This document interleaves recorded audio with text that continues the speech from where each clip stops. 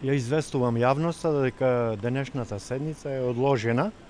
Меѓутоа, многу е битно, вчера имавме друга седница, 15-та седница поред, каде ја разгледувавме представката од ВД председателката на Основниот суд Скопје 1 Скопје, Татјана Михајлова, во врска со настаното од 22.2.2017 година, кој што се случи на главниот претрес, кога јавните обвинителки беа казнети со парични казни.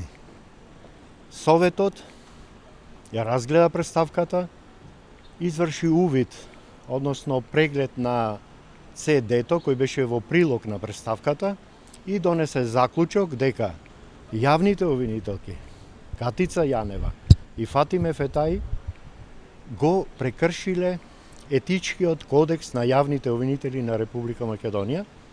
Исто така,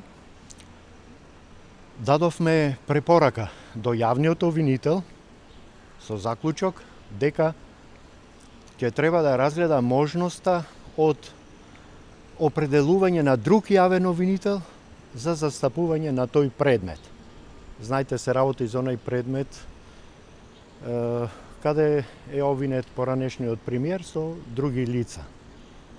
За кривично дело, мислам дека беше наследство. Се одолговлекува ли на овој начин постапката, поради тоа што за утре е закажано ручиште, дали е предметот кај вас, дали ќе го вратите и дали Советот се обидува да ја одолговлекува? Предметот, вака да знаете, не е кај нас, само представка дојде кај нас, тоа е една страна и дојде CD снимка.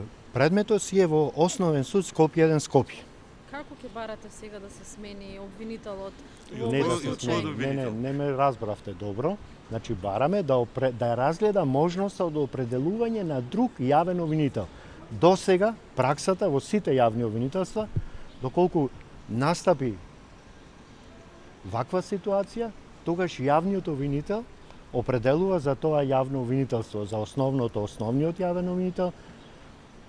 Меѓутоа, ако се бара, ако имаме проблем, ако има проблем со висшиот, со раководителот на основното обвинителство, определува висшиото, да, секако. Само од кого? Значи- од Катица Јанева барате, од тоа обвинителство? Кој да биде сменет, Само- Јанева или Фетаи?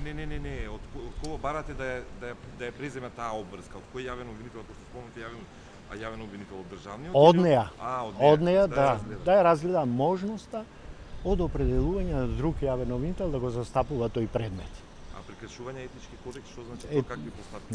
Сега ќе ви кажам, И етичкиот кои се кодекс, последиците да ни кажете, доколку не постапи специјалното обвинителство етичкиот по вашите кодекс, насоки? само дозволете. Етичкиот кодекс важи за сите јавни обвинители, па и за тие јавни обвинители од тоа јавно обвинителство. Конкретно, разгледувајќи ја представката, значи ние утврдивме дека ги прекршила основните начела на етичкиот кодекс и посебно членот 14 од етичкиот кодекс, каде е регулирани односите меѓу судот и јавното обвинителство, каде се пропишува дека тие треба да бидат коректни и да се внимава на однесувањето на јавни обвинител при застапувањето на предметите и така натаму. Значи, постојат и други односи, например, каков треба да биде јавниот обвинител со медиумите, како треба да се однесува со Министерството за внатрешни работи, со обвинет, со жртва и така натаму. Значи, предвидени се посебни случаи на тоа и уште ова би сакал да кажам Што дека доколку не постапи по вашите извинете, насоки? извинете. Тоа ве прашав.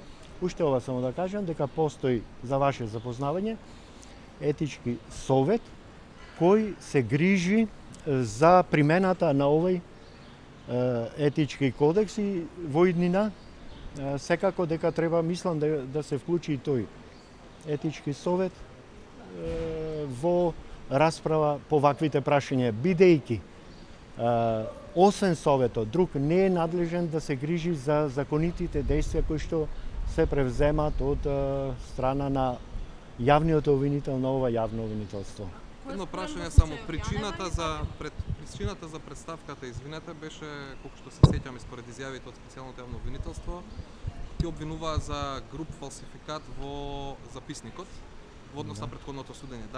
Дали разгледавте дали записникот кореспондира со претходното судење? еве ќе ви кажам дека тоа воопшто не беше важно за Советот, него битно е однесувањето на јавните обвинители. Представката беше за датата 22.2.2017 година, кога утврдивме, односно донесовме заклучок дека го прекршиле етичкиот кодекс на јавните обвинители. Вие бевте сведоци, имаше погрдни зборови према судијата кој го водеше тој претрес, мислам недолично однесување со навреди и така натаму, кој е досега, еве јас сум 31 година во јавното обвинителство, ова не се случило вакви навреди да упатуваат јавни обвинители према судот.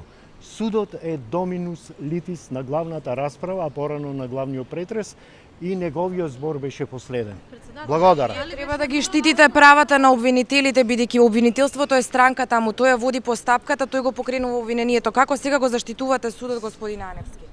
Сега ќе ви кажам, доколку постапуваат незаконито, ние ќе ги критикуваме и секако дека ќе сносат последици јавните обвинители. Ако е обратно, тогаш ние ќе и заштитиме јавните обвинители. Во овој случај зборувам, значи прекршен е кодексот на јавните обвинители на Република Македонија и тука дилеми нема. Чисто како солза е.